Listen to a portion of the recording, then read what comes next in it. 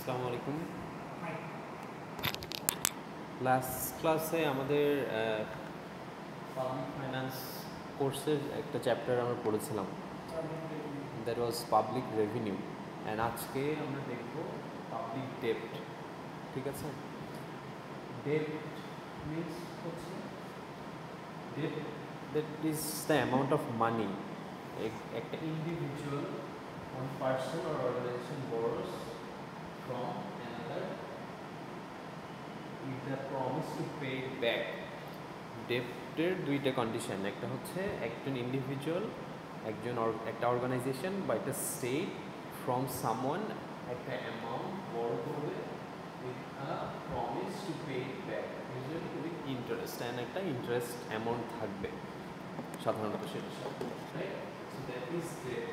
It's like a loan that helps people or government finance things they can't afford right away. That means at this moment আমরা কোনো একটা কিছুতে finance করতে পারছি না, we don't have that affordability, তখন আমরা we lend money from someone, হতে পারে একজন ইন্ডিভিজুয়াল বা একটা অর্গানাইজেশন বা এনি ফিনান্সিয়াল ইনস্টিটিউশন বা whatever. And definitely with the interest we will have to promise that we will pay that amount back at a certain period of time শেষে, তাই না? So that is it. আচ্ছা দেখি public debt. Public debt also known as government debt or national debt. It's the total amount of money a government owes to various lenders. Government incur debt when they need to finance project or cover budget deficit situation where their expenditures exceed their revenue. তার মানে হচ্ছে একটা state বা একটা government, সেই গভর্নমেন্টের যে public সার্ভিসগুলো আছে সেগুলো যখন অ্যাফোর্ড করতে পারে না বা গভর্নমেন্টের যখন সেই ক্যাপাবিলিটিটা থাকে না, অ্যাফোর্ডেবিলিটিটা থাকে না, তখন গভর্নমেন্ট কিন্তু সাধারণত বাইরের যে কোনো একটা ডেভেলপ কান্ট্রি থেকে বা ফিনান্সিয়াল ইনস্টিটিউশন আছে অনেকগুলো বা ওয়ার্ল্ড ব্যাংক এই ধরনের ইনস্টিটিউশনগুলো থেকে একটা অ্যামাউন্ট লেন্ড করে থাকে এবং একটা সার্টেন অ্যামাউন্টের ইন্টারেস্ট তাকে দিতে হয়, গভর্নমেন্টকে দিতে হয় একটা ডেফিনেট টাইম শেষ করে। That is public debt. এই ওয়ার্ডটা itself explains the public debt কি আমরা সবাই জানি, রাইট? আচ্ছা,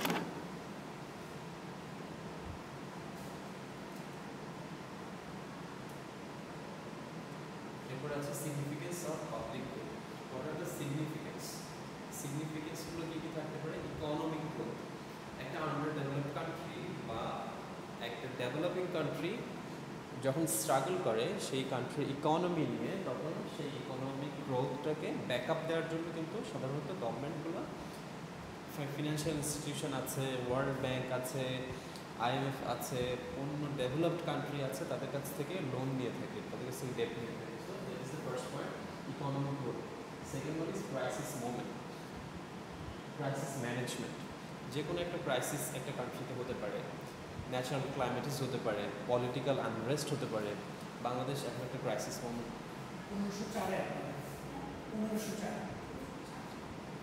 বাংলাদেশ এখন একটা ক্রাইসিস টাইম পার করছে। তো এই টাইমটাতে বাংলাদেশের ইকোনমিকে ভালো একটা বুস্ট নিয়ে আসার জন্য কিন্তু গভর্নমেন্ট অন্য দেশ থেকে হেল্প নিতে পারে। সো এটাই বলা হচ্ছে crisis management. Resource allocation. Public debt can be used to spread the cost of large long term investment over time, ensuring that the burden of paying for this investment is shared by future generation who will also benefit from them. একটা definite একটা দেশের resource অ্যালোকেশনের জন্য ওই দেশের সেই সময়ে affordability, capacity না থাকতে পারে এবং ডেট নিয়ে সেই country can enhance the capability, এবং সেটা ডেফিনেটলি কিন্তু হেল্প করবে আলটিমেটলি পরের জেনারেশনকে। সো এটা ইজ আ বার্ডেন। এখন একটা দেশ যখন অন্য একটা দেশ থেকে কিছু অ্যামাউন্ট লেন্ড করবে, সেটা পরের জেনারেশনকেই শোধ করতে হবে, বা দেখা যাচ্ছে এখন এক্সিস্টিং যে জেনারেশন আছে তাদেরকেই শোধ করতে হবে কিছুদিন পরে। বাট এখানে দ্য প্লাস ইজ এটা ultimately bringing something good for the nation. And ultimately এটা ভোগ করবে বা এটা বেনিফিটটা দিবে পরের বা নেক্সট জেনারেশনকে, সেটাই বলা হচ্ছে।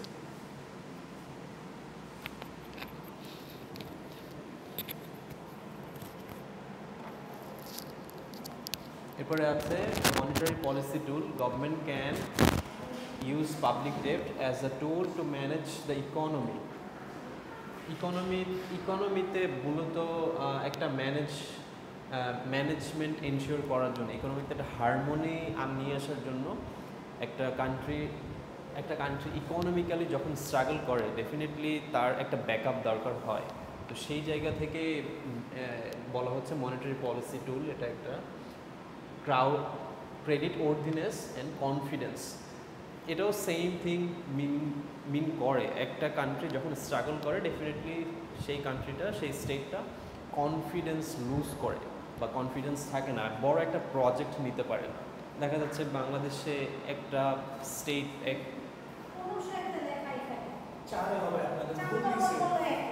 না, এটা হচ্ছে মেজর ক্লাস চলতেছে 13 ব্যাচ। হ্যাঁ, তারা 15 তো ওই পাশে 14 হ্যাঁ, তাহলে বলতে পারবো না কিসের লিবিয়া না আপনার এর আগে গ্রাজুয়েশন কোর্সে কি ছিল, লিবিয়া না অনার্স? আচ্ছা তুমি বসুন, সমস্যা নেই। ওকে, আমাদের এই পয়েন্টটা ছিল কনফিডেন্স। একটা স্টেট যখন কনফিডেন্স লুজ করে, যখন বলছিলাম ইকোনমিতে যখন ভালো সময় যায় না যে কোনো একটা স্টেটের বা একটা কান্ট্রি, তখন সেই কান্ট্রিটা বড় বড় প্রজেক্ট নিতে, পাবলিক প্রজেক্ট নিতে কিন্তু কনফিডেন্স পায় না। সো আলটিমেটলি যখন একটা জায়গা থেকে ডেপ্ট ম্যানেজ করতে পারে একটা স্টেট বা একটা কান্ট্রি বা একটা নেশন, তখন তার সেই কনফিডেন্সটা থাকে, কনফিডেন্সটা ফিরে পায়। সোশ্যাল অ্যান্ড পলিটিক্যাল স্ট্যাবিলিটি, এটা বুঝতেই পারছি একটা কান্ট্রিতে social and political stability mainly depends on the economy. ওই কান্ট্রি কত ভালো করছে ইকোনমিক্যালি, সেটার উপরে বেসিক্যালি ডিপেন্ড করে যে সোশ্যালি কতটুকু সাউন্ড এনভায়রনমেন্ট আছে ওই দেশের মধ্যে, পলিটিক্যাল স্ট্যাবিলিটি কতটুকু আছে, এক্সিস্ট করছে। মেজরলি ডিপেন্ড করে ওই দেশের ইকোনমিক কন্ডিশনের উপরে। সো ইকোনমিক কন্ডিশনটা সাউন্ড রাখতে হলে we will have to have the capacity economically, and সেটার জন্য আমাদেরকে অনেক সময় অন্যান্য দেশ থেকে, অন্যান্য ফিনান্সিয়াল ইনস্টিটিউশন থেকে ডেপ্ট নেওয়ার প্রয়োজন হতে পারে। টাইপস দেখি, what are the types public ডেপ্ট। টাইপস কী কী? একটা হচ্ছে ইন্টারনাল, একটা হচ্ছে এক্সটার্নাল। ইন্টারনালের মধ্যে বলা আছে দিস টাইপ অফ ডেপ্ট is owed by government to its own citizen or domestic institution. That means একটা দেশের মধ্যে যখন গভর্নমেন্ট নিজের দেশের মধ্যে থেকেই লেন্ড করে, যখন বা দেখা যাচ্ছে কিছু অ্যামাউন্ট তাদের দেশের সিটিজেনদের কাছ থেকেই কিছু টাকা পয়সা বা রিসোর্স এনিথিং হতে পারে, যখন কালেক্ট করে, তখন সেটা হচ্ছে ইন্টারনাল ডেপ্ট। কীভাবে ইন্টারনাল ডেপ্ট আমরা একটা এক্সাম্পল দিলে হয়তো বুঝতে পারবো। বন্ড আছে, বন্ড ফিনান্সিয়াল অনেক ইনস্ট্রুমেন্ট আছে এরকম যে ইন্ডিভিজুয়ালরা কিন্তু কিনতে পারে গভর্নমেন্টের কাছ থেকে। ট্রেজারি বন্ড হতে পারে বা বন্ড, স্পেসিফিকলি বন্ডও আছে। বন্ড হচ্ছে লং টার্মের জন্য, আর ট্রেজারি আপনি যেটা বলছেন সেটা হচ্ছে, হ্যাঁ এটা হচ্ছে ট্রেজারি বিল, সেটা হচ্ছে শর্ট টার্মের জন্য। এখানে হয় কিন্তু বন্ড আরও অনেক লং টার্মের জন্য হতে পারে, সেম থিং।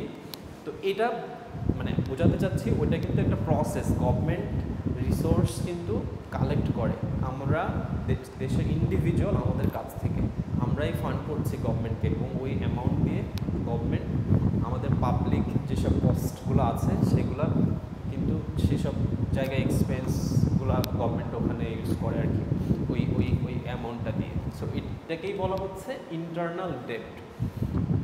গভর্নমেন্ট ডেপ্ট নিচ্ছে from the people being inside the country, কান্ট্রির বাইরে যেয়ে না, এক্সটার্নাল কারোর কাছ থেকে না।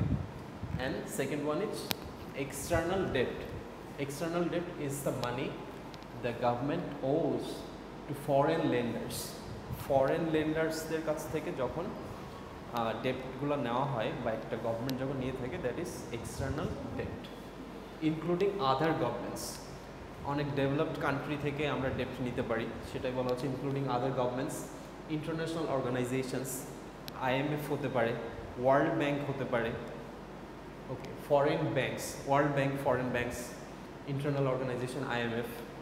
সো দেশের বাইরে থেকে যখন উই কালেক্ট ডেপ্ট যখন নিব আমরা, দ্যাট ইজ এক্সটার্নাল ডেপ্ট। ঠিক আছে, ওকে। সোর্সেস অফ পাবলিক ডেপ্ট দেখি, হোয়াট আর দ্য সোর্সেস, কোন কোন সোর্স থেকে পাবলিক ডেপ্ট কালেক্ট করা যেতে পারে। Government bonds, as I said earlier, government bonds কিন্তু একটা ইন্টারনাল সোর্স এটা। অ্যান্ড বন্ডসগুলো সাধারণত কিনে থাকি আমরা ইন্ডিভিজুয়ালরা আমাদের দেশের মধ্যে, তাই না, আমাদের গভর্নমেন্টের থেকে। সো এটা হচ্ছে একটা সোর্স অফ পাবলিক ডেপ্ট। Okay, loans from domestic financial institution, দেশের মধ্যেও অনেক ফিনান্সিয়াল ইনস্টিটিউশন আছে যাদের সেই ক্যাপাসিটি আছে গভর্নমেন্টকে ফাইন্যান্স করার, এবং গভর্নমেন্ট কিন্তু ক্রাইসিস মোমেন্টে সেই সব ফিনান্সিয়াল ইনস্টিটিউশনগুলো থেকে হেল্প নিয়ে থাকে, ডেপ্ট নিয়ে থাকে। গভর্নমেন্টের অনেক প্রজেক্টে সেই অ্যামাউন্টগুলো ফাইন্যান্স করে থাকে গভর্নমেন্ট, দেশের মধ্যে থেকে বিভিন্ন বড় বড় ফিনান্সিয়াল ইনস্টিটিউশনের কাছ থেকে টাকা পয়সা নিয়ে বা অ্যামাউন্ট নিয়ে। অলরাইট, এক্সটার্নাল বরোইং, খুব ক্লিয়ারলি বুঝতে পারছি আমরা দেশের বাইরে থেকে, এক্সটার্নাল বরোইং মিনস দেশের বাইরে থেকে when we collect the amount, তখন সেটাকে বলবে এক্সটার্নাল বরোইং। IMF এর কথা মেনশনই করা আছে, ওয়ার্ল্ড ব্যাংকের কথাও মেনশন করা আছে। সো এইসব ইনস্টিটিউশন বা ব্যাঙ্কগুলো থেকে যখন আমরা অ্যামাউন্ট কালেক্ট করবো, that is external borrowing. Short term borrowing, government also engage in short term borrowing through instruments like treasury bills. আপনি বলেছিলেন ট্রেজারি বিলস, আচ্ছা হ্যাঁ, which are securities that needed to be repaid within a year। ঠিক আছে, এটা একটা definite time থাকে, that is not our concern, but ওটা ইজ আ বিগ সোর্স গভর্নমেন্টের জন্য। পাবলিক সেভিংস, পাবলিক সেভিংস আমাদের গভর্নমেন্ট রিসেন্টলি স্কিম চালু করেছে, তাই না? আচ্ছা, government can raise funds through schemes designed to encourage public savings such as national savings certificates। আমরা রিসেন্টলি একটা ইস্যু দেখেছি, পাবলিক ইউনিভার্সিটির টিচাররা আন্দোলন করছে, তাদের একটা সেভিংস স্কিমের মধ্যে থাকতে হবে বাধ্যবাধকতা, এরকম কিছু মেনশন করা হয়েছিল। পরে আবার সেটাকে গভর্নমেন্ট সর্ট আউট করেছে। সো ওই যে বিষয়টা, সরকারি চাকরির বাইরে যারা বেসরকারি চাকরি করছেন সবার জন্য কিন্তু পেনশন স্কিম চালু করেছে আমাদের গভর্নমেন্ট, তাই না? সো এটাতে আমরা ইন্ডিভিজুয়ালি বেনিফিটেড হচ্ছি, আবার গভর্নমেন্ট কিন্তু আমাদের কাছ থেকে ওই সার্টেন পিরিয়ডে টাকাগুলো কালেক্ট করে ওই টাকাগুলো কোনো না কোনো জায়গায় ইউজ করতে পারছে, এবং সেই সার্ভিস, সেই টাকাগুলো এমন জায়গায় ইউজ করা হচ্ছে গভর্নমেন্ট দ্বারা যেখান থেকে পাবলিক, মানে আমরাই সার্ভিস পাচ্ছি। একটা ব্রিজ হয়তো হচ্ছে, একটা বড় প্রজেক্ট হয়তো নিচ্ছে, একটা এয়ারপোর্ট হয়তো করছে কোথাও। তো এই যে অ্যামাউন্টগুলো কালেক্ট করছেন গভর্নমেন্ট আমাদের কাছ থেকে, পাবলিক সেভিংস, আমাদেরও সেভ আমরা করছি গভর্নমেন্টের কাছে, এবং সেই অ্যামাউন্টগুলো দিয়ে গভর্নমেন্ট প্রজেক্ট দিচ্ছে, পাবলিক সার্ভিস দিচ্ছে। সো এটাকেই বলা হচ্ছে পাবলিক সেভিংস। ঠিক আছে, okay. Purpose and objective of public ডেপ্ট, what are the purpose, what are the objective, public ডেপ্টের উদ্দেশ্যটা কি মূলত, এটাই বলা হয়েছে। First one is financing government expenditure. সবাই জানি আমরা একটা গভর্নমেন্ট কেন ডেপ্ট নিবে, ডেফিনেটলি গভর্নমেন্টের কাজ হচ্ছে to provide service to the people, ওই দেশের, ওই নেশনের, তাই না? সো ফাইন্যান্সিং গভর্নমেন্ট এক্সপেন্ডিচার, গভর্নমেন্টের যেসব এক্সপেন্ডিচারগুলো থাকবে সেই সব এক্সপেন্ডিচারগুলোকে ব্যাকআপ দিবে বা রান করবে এই পাবলিক ডেপ্টের মাধ্যমে, যখন ওই নেশনটা স্ট্রাগল করবে ফিনান্সিয়ালি, সেটাই বলা হয়েছে এখানে। সেকেন্ড পয়েন্ট আছে ম্যানেজিং ইকোনমিক স্ট্যাবিলিটি। পাবলিক ডেপ্ট is often used as a tool to stabilize the economy, particularly during period of recession or economic downturns। একটা দেশ যখন ইকোনমিক্যালি স্ট্রাগল করে, ইকোনমিক কন্ডিশন যখন ফল করে, তখনই কিন্তু একটা গভর্নমেন্ট ডেপ্ট নিয়ে থাকে, সেটা হোক ইন্টারনালি বা এক্সটার্নালি। একটা ক্রাইসিস মোমেন্ট একটা দেশের আসতে পারে, যে ইকোনমিক্যালি ওই দেশে প্রচুর ইনফ্লেশন, ইকোনমিক কন্ডিশন খুবই খারাপ, কোনোভাবেই নতুন প্রজেক্ট নেওয়া যাচ্ছে না, ইনফ্লেশন কমানো যাচ্ছে না, ইন্টারেস্ট রেট অনেক হাই, সব কিছু মিলিয়ে খারাপ অবস্থা। সেই সময়ে একটা অ্যামাউন্ট বাইরে থেকে নিয়ে এসে দেশের ইকোনমিক কন্ডিশনটাকে স্ট্যাবিলাইজ করা যেতে পারে, সেটাই বলা হয়েছে। Meeting short term financial needs, same thing. Short টার্মের জন্য একটা ফিনান্সিয়াল নিডস আমরা মিট আপ করতে পারি দেশের মধ্যে। আমাদের একেবারেই এই মুহূর্তে যেসব জিনিসগুলো জরুরি আমাদের জনগণের জন্য, গভর্নমেন্ট হিসেবে আমরা সেই সব জিনিসগুলো মিট আপ করার জন্য একটা দেশ থেকে একটা অ্যামাউন্ট, একটা ফান্ড নিতে পারি। Promoting social welfare, public debt, sorry আচ্ছা, বাইরে থেকে যখন ফান্ড নিব তখন যে দেশের কাছ থেকে ফান্ড নিব তাদের বেনিফিট কী? আচ্ছা, এইটা বেসিক্যালি ডেপ্ট। ফান্ড যে নিচ্ছি আমরা, ধার নিচ্ছি বেসিক্যালি, তাই তো? এটাকে ডেপ্ট বলছি আমরা। এখন ডেপ্টের ডেফিনেশনের মধ্যে আছে আপনি একজনের কাছ থেকে একটা অ্যামাউন্ট নেবেন, এটাতে দুইটা কন্ডিশন থাকবে। একটা ডেফিনেট টাইম পিরিয়ড থাকবে, এই নির্দিষ্ট সময়ে আপনাকে এই টাকাটা বা এই অ্যামাউন্টটা দেওয়া হয়েছে। Second point is you will have to pay it back with interest.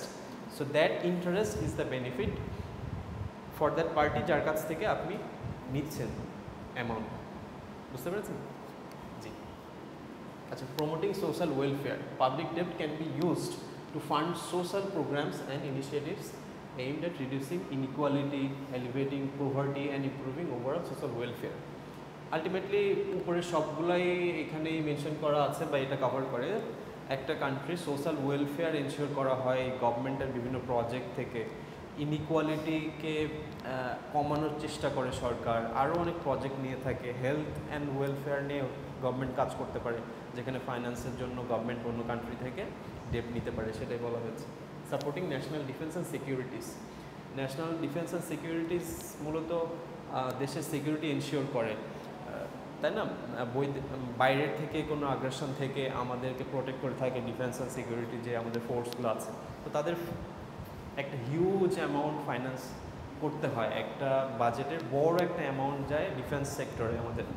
তো সেখানেও ফাইন্যান্সের জন্য গভর্নমেন্ট পাবলিক ডেপ্টটাকে ইউজ করে থাকে। আচ্ছা, রিস্ক অ্যান্ড চ্যালেঞ্জ, এখানে কিছু রিস্ক ডেফিনেটলি থাকবে পাবলিক ডেপ্টের মধ্যে। And what are those risk and challenges? Interest burden,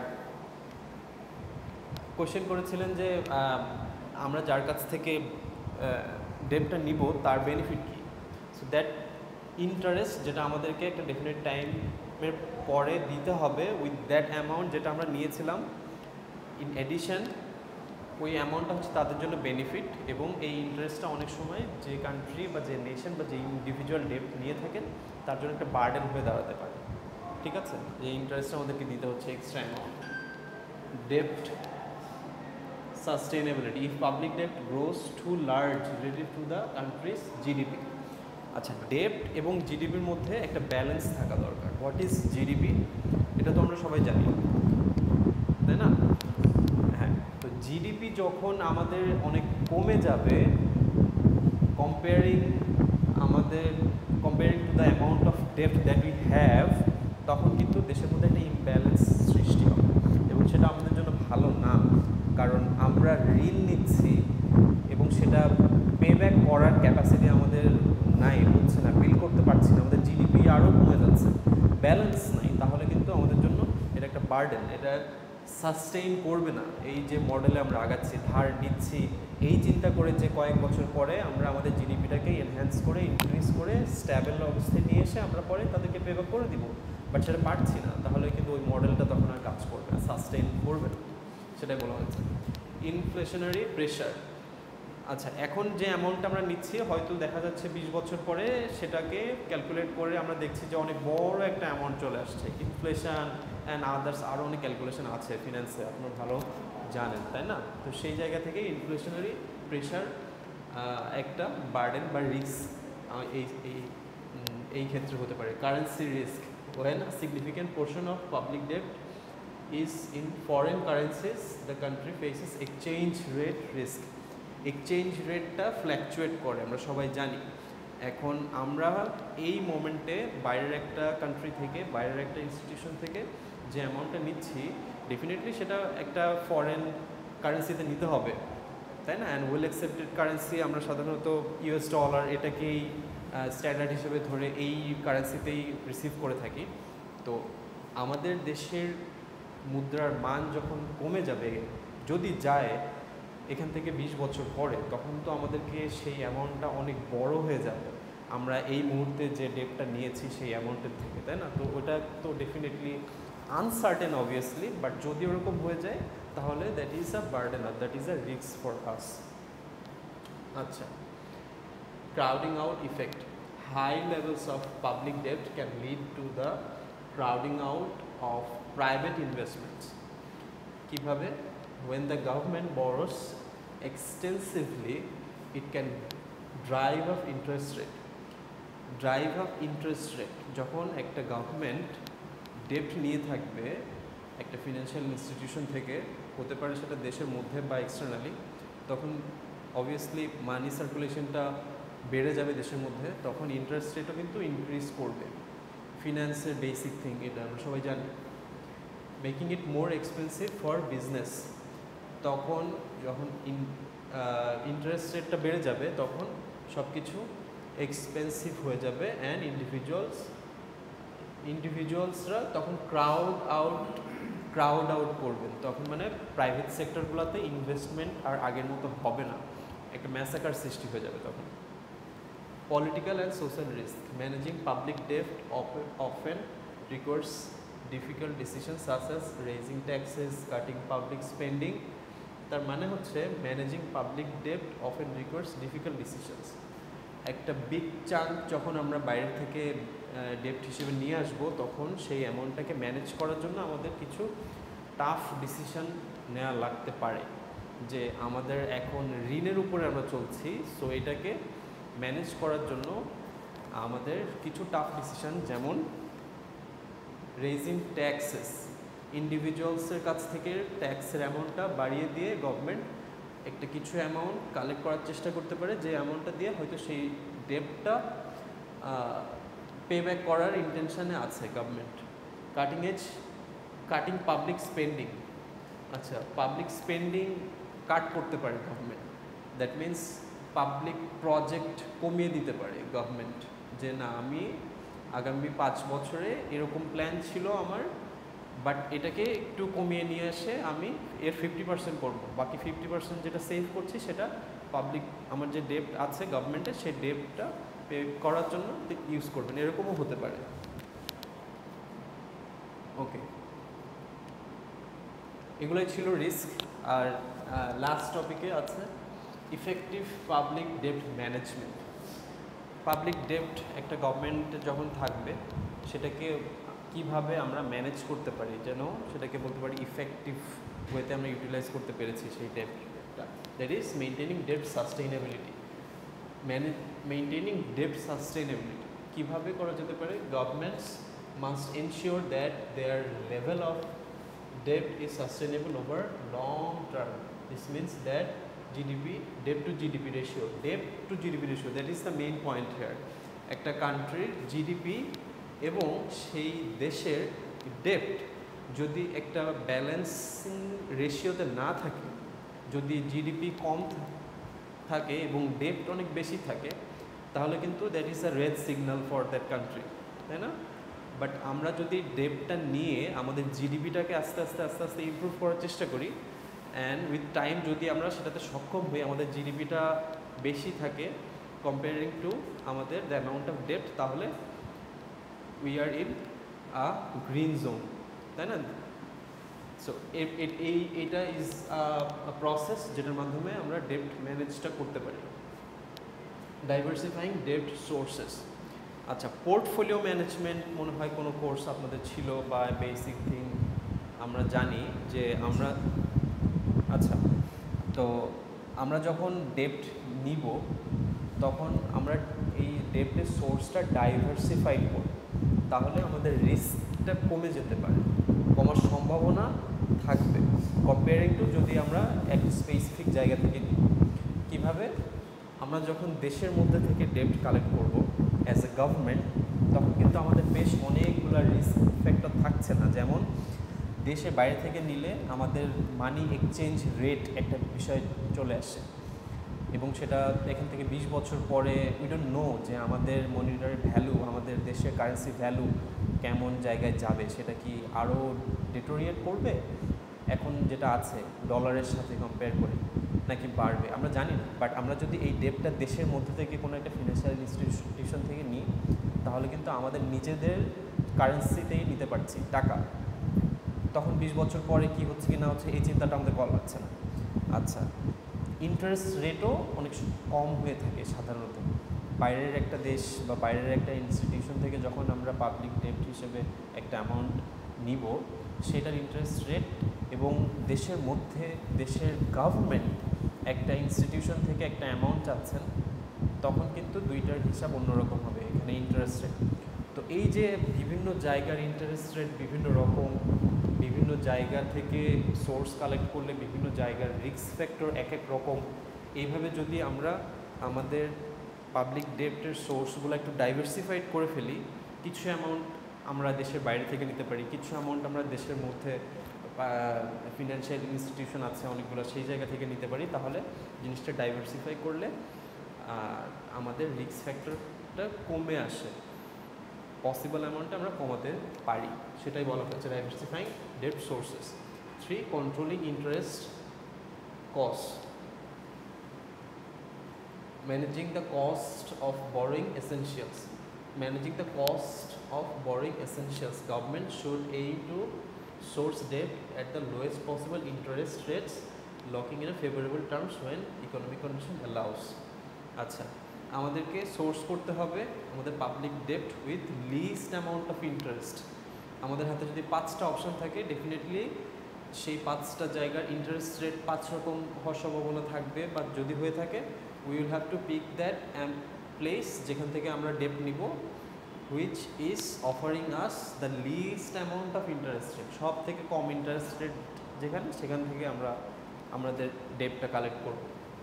mitigating currency risk, currency risk when borrowing externally, যখন আমরা এক্সটার্নালি কালেক্ট করছি ডেপ্ট, governments must manage the risk associated with currency fluctuation.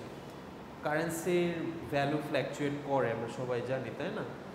This can involve using financial instruments to hedge against exchange rate risk or prioritize debt in local currency to avoid potential impact of currency depreciation on repayment cost. এখানে basically বলা হচ্ছে ওইটাই যে আসলে কারেন্সিতে যখন আমরা অন্য currency বা ফরেন কারেন্সিতে ডেপ্ট কালেক্ট করবো, তখন যে রিস্ক ফ্যাক্টরগুলো থাকবে সেগুলোকে মাথায় রেখে the way we have in our hand, যেটার মাধ্যমে আমরা এই এই রিস্ক ফ্যাক্টরগুলো কমাতে পারি, সেইগুলোকে ইমপ্লিমেন্ট করা। এরপরে বলা হচ্ছে এনশিওরিং ট্রান্সপারেন্সি অ্যান্ড অ্যাকাউন্টেবিলিটি।